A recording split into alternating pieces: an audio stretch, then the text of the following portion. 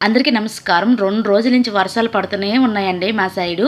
ఇంక ఈ చల్లని వాతావరణంకి మిరపకాయ బజ్జీలు గానీ, ఏవైనా బజ్జీలు గానీ, పకోడీ గానీ ఏసుకొని తింటే బావుంటుంది కదా! ఈసారి అయితే మొన్న తెచ్చిన ఒక 2 అరటికాయలైతే ఉన్నాయి. వాటిలతో అరటికాయ బజ్జీ చేద్దాం. అరటికాయలని సన్నగా కట్ చేసుకొని ఉప్పు నీటిలో వేసుకొని ఉంచుకున్నాను. ఇప్పుడు బజ్జీ పిండి కోసం అయితే కొంచెం శనగపిండి, దాంట్లోనే ఉప్పు, కారం, రుచికి తగినట్లుగా కొంచెం పసుపు, వాము అనేది నలుపుకొని వేసేసుకున్నాను.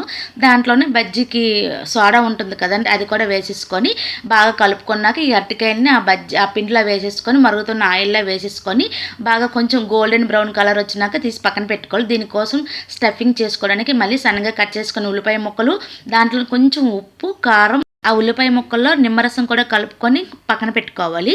ఇప్పుడు బజ్జీని మధ్యలో కట్ చేసుకొని ఉల్లిపాయ ముక్కలు దాంట్లోనే వేపుకున్న పల్లీలను కూడా వేసేసుకొని ఇంక సాయంత్రం వర్షం పడుతున్న టైంలో వేడి వేడి చాయ్‌తో పాటు ఇవి తింటే ఇంక మాటల్లో చెప్పలేమండి. టేస్ట్ అంత బావుంటుంది. వీడియో నచ్చితే ప్లీజ్ సబ్స్క్రైబ్.